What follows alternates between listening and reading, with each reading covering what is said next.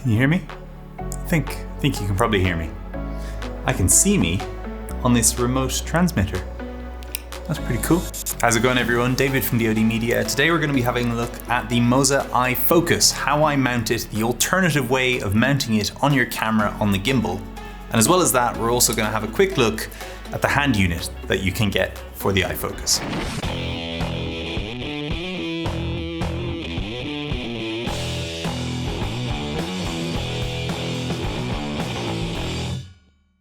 So if you've purchased the Moza Air 2 with the iFocus unit and the actual production unit, because it's a little bit different to what I have here, because this is the pre-production unit, the actual production unit, you will notice that there are two pretty stupid things that happened. The first one being that, well, you mount the iFocus to this quick release plate using a thing that goes down, like a plate that you screw on with tiny little Allen keys that you need to bring tools around with you for, and it's all just really inconvenient.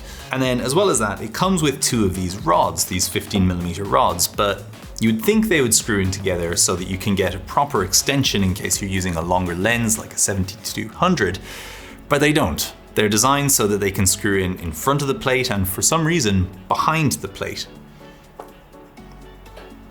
And I didn't think that was a good idea at all. So I decided to try a different approach to mounting it because I already use a camera cage on my camera. That cage is mounted to the plate, which is mounted to the gimbal, etc.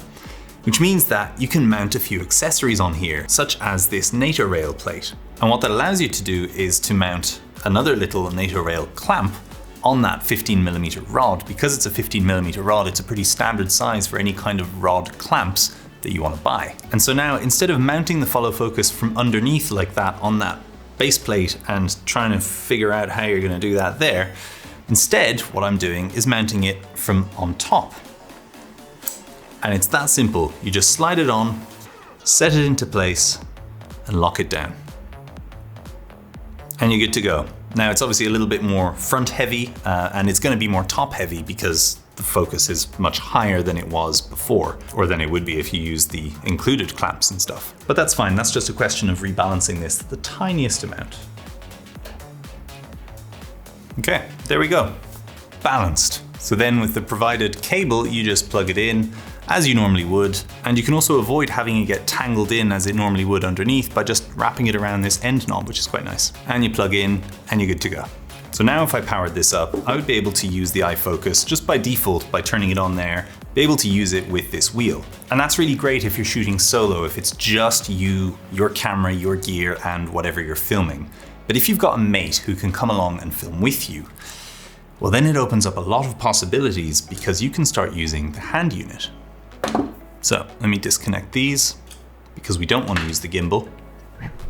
I also forgot to mention here that by mounting the iFocus on top like this, it makes it a little bit easier to use this without using the gimbal. So on other accessories like a slider or a tripod, for example, and still be able to pull focus using the hand unit because you're not clogging up that base plate.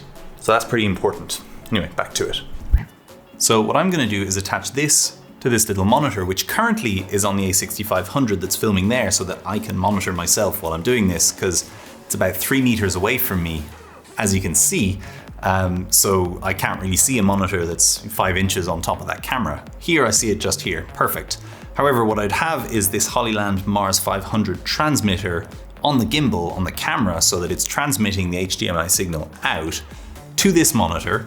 And then even though they're not connected in any way, I'm still having the follow focus next to the monitor so that I can essentially have a focus puller's view or even a director's view if you're a director that wants to be a bit more hands-on. And the cool thing about the hand unit is it also comes with a rod clamp. So you can use the provided rod that came with the iFocus to clamp this on. And now I have my handheld monitor unit for focusing. So then all you need to do is turn on your hand unit, go to Menu, Wireless, Pair, and while it says pairing ... you turn on your iFocus unit, and it says pair OK.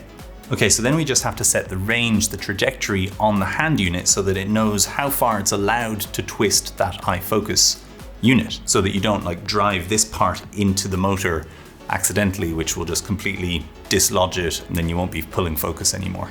Sad days.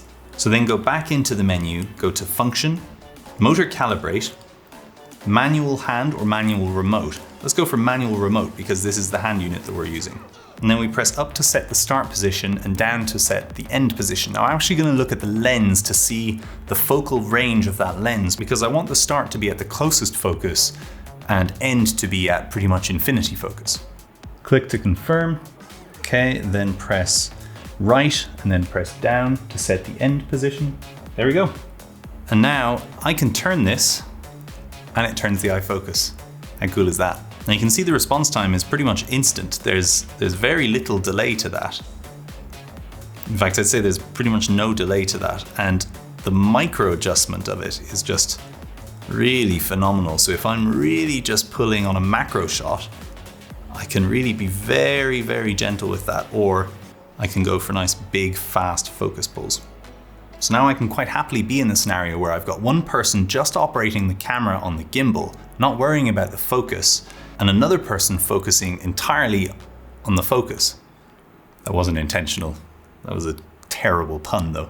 And by using the Mars 300 wireless HDMI transmitter, it means that I can have someone off camera here who is pulling the focus and just checking the actual picture that you're getting while someone else is operating the camera.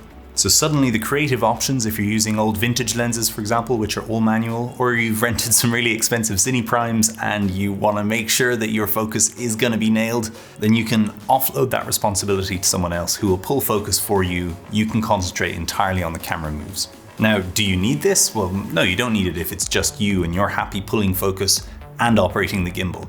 That's absolutely fine. But if you're in a scenario where you think actually you could use the help, you could use the backup of having someone else who's got your back, who's pulling focus for you, who's making sure that those shots are tack sharp regardless of what position you're in with your camera or what movements you're doing, well then yeah, then it becomes a little bit more interesting and at a price point that is not actually going to completely cripple you financially as an industry focus puller would.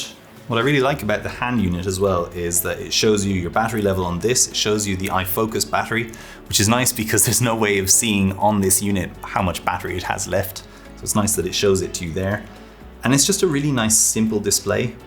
It shows you your trajectory, how far you have to go. You can set little key markers if you've got like key spots that you need to pull focus to. So if you're going from point A to point C via point B, you can set point B so that you know exactly when you're there. So let's say if you're pulling focus between 3 products, for example, that are one behind the other, you can see exactly on here marked up doing a test shoot beforehand where you're going to need to pull your focus to. Alternatively, you can also draw it with a little wipe off marker on here on this white ring that's around here so that you can see exactly when it reaches that little middle section there. You know that you're on the focus point that you had set beforehand in your test shoot. And the final thing that I really like about the combo is that they're both USB-C charged, which means that you just need the one adapter with one USB-C cable to charge both of them, as well as the internal battery on the A7 III. Okay, I think that's everything I wanted to say about the iFocus, the hand unit, this sort of wireless transmission. I'll be doing a review on the Hollyland Mars 300 very soon. Whoop! Show you just what kind of range and features you can expect to get with it. But yeah, if you like this video, give it a thumbs up, hit that subscribe button. I hope you found it helpful. Let me know in the comments if you did.